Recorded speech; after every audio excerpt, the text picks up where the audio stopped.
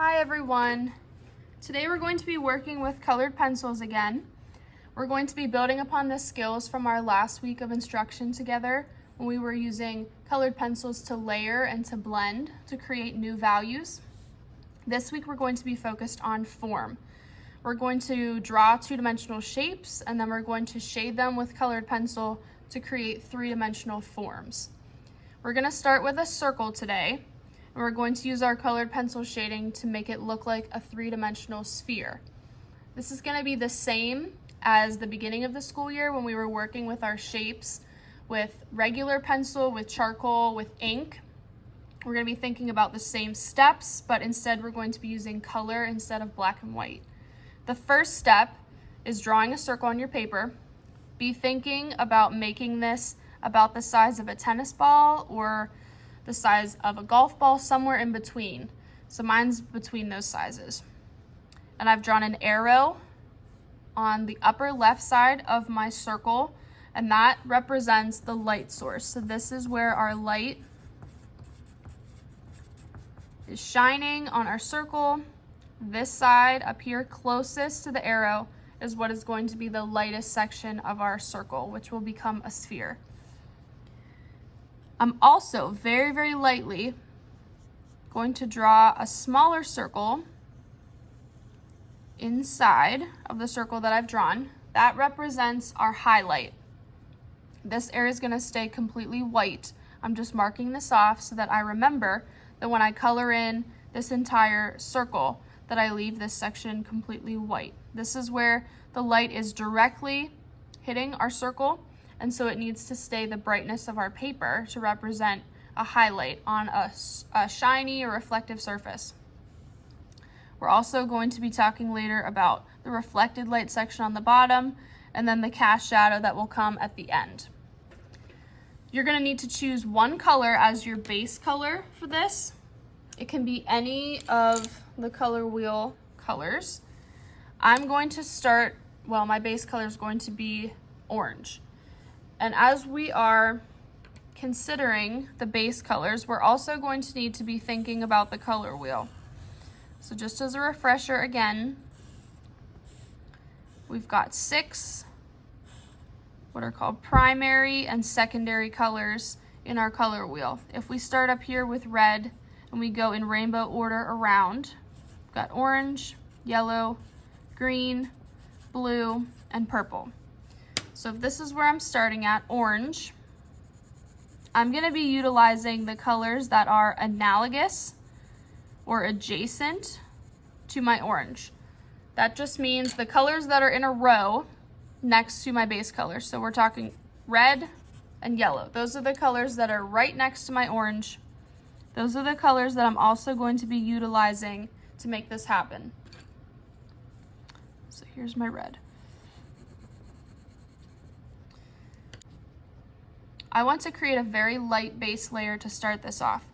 Because yellow is a good base layer color, it's very light. I have the capability of making it very light by a small amount of pressure. I'm going to start there, even though my base color that I've chosen is orange. Because these colors are next to one another, they're going to blend very well together when I try to layer them. So I'm going to utilize that, and I'm going to start with yellow.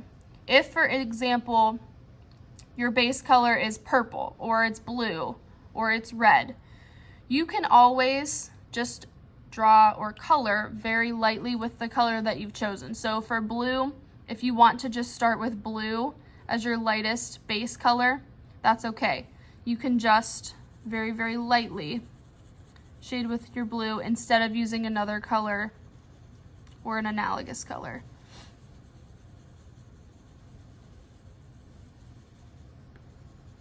So I'm very lightly shading this whole thing in, minus the area that I've left as my highlight. I'm using circle shading. I'm really not pressing that hard with my pencil. And I'm gonna erase the lines that I made here. I don't wanna be able to see these. And then I'm gonna use my yellow again to just kind of go over where those pencil marks were so you can't really see them as well. Okay, so this is my base. I'm going to then go over it with my true base color. I want this to be orange, or appear to be orange at the end of all of this. I like to start down here and work my way up and get lighter as I go. You don't necessarily have to do it that way, but this is the way that makes the most sense to me, so that's what I'm going to demonstrate to you. I sometimes like to just make an outline down here to give myself a very crisp edge. You don't have to do that, but that helps to make things a little bit more precise for me. So again, I'm going to be circle shading. Down at the bottom of this, I am pressing harder than I did with my yellow. I want to be able to see this really well, and then as I get closer to the top where my highlight is, I'm not going to be pressing as hard. I really want this to blend into the yellow that I have as my base layer. And the lighter that I go with my shading, the more blending we're going to be able to get between the two of these. You can also use white or use a blending tool if you have that for colored pencils. We have colorless blenders here at school that you can try out when we're back in person. But for right now, I would say just try to do this without blending with white or anything, just to see that you can do this with just using pencil. Okay, so I'm going close to the top with this. I'm definitely getting lighter as I went towards the top. Around this area up here, I was barely touching my orange to the paper, and I did leave a little ring of yellow around this white highlight at the top.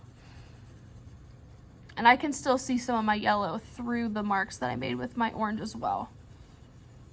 So I'm just going over this again and trying to make any transitions that didn't look clear a little bit clearer. I'm just very, very lightly coloring over these areas with my orange colored pencil.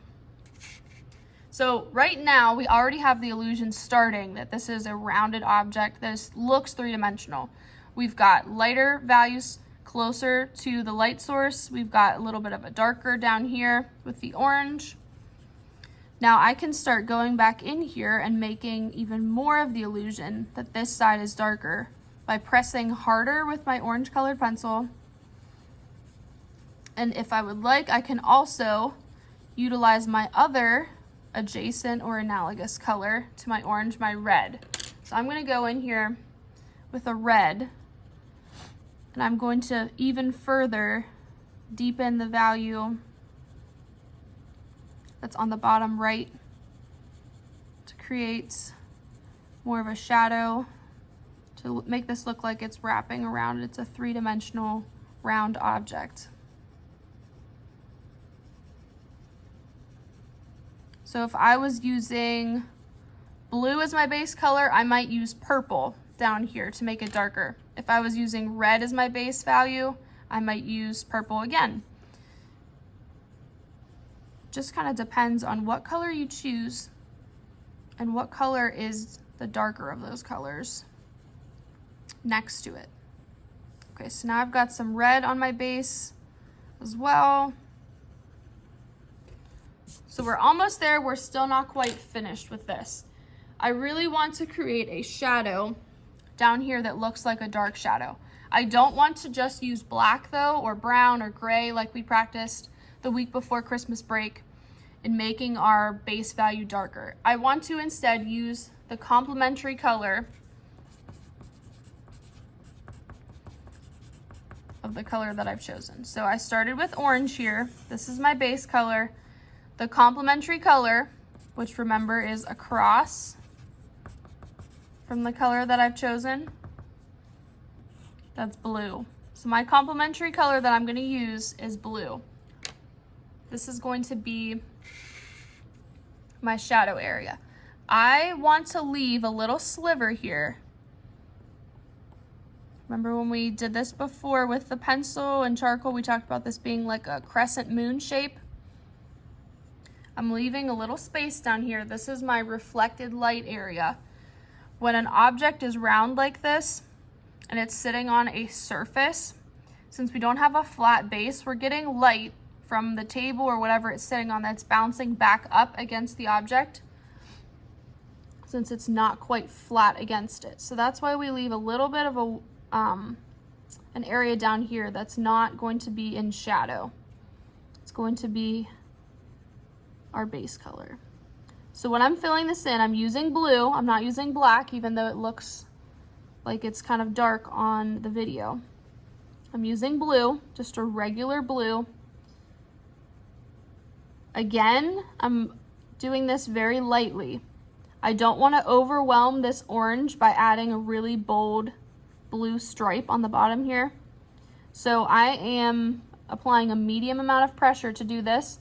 And as I get closer to the top, again, I'm going to be lightening this and not pressing as hard. I'm still using circular shading.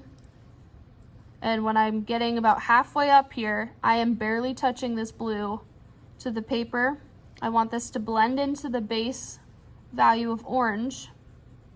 And I don't want to have any harsh lines in between them. I want them to all look like they're faded into one another.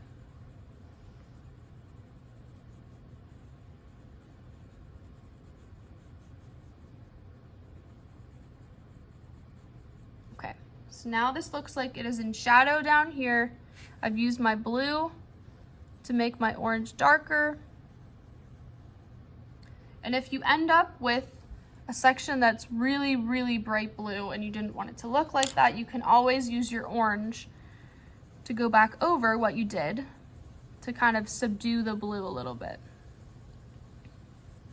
I'm even using my orange here to just kind of blend the blue together and make more of a solid looking value rather than being able to see all of the shading marks. Okay, so I have my sphere completed. The last thing that I need to do is my cast shadow. My color wheel's blocking this a little bit, so I'll just do a little bit of a cast shadow. Remember that the cast shadow is opposite from the light source. So the light source is up here. We want our cast shadow to be going away from it, opposite. I'm again just going to be using the colors that I used in here. I'm not using black, I'm not using gray, I'm not using any kind of neutral color. I'm going to be using blue first. That's the color that I used for my shadow here. I'm remembering to leave this area of my reflected light. Remember what we talked about in the past when we shaded cast shadows, that the darkest area of our cast shadow is closest to the object itself, and then it fades out as it goes further away from the object. So I have a little bit more concentrated blue right underneath the base of this. Then I'm going to go over this with my orange. Remember that we said that when you mix complementary colors together in equal amounts, you end up with a neutral. So in this case, I'm getting some kind of brownish color. If I have more orange than blue in a situation like this, I'm just gonna end up with a darker orange. If I have more blue than orange, I'm gonna end up with a darker blue.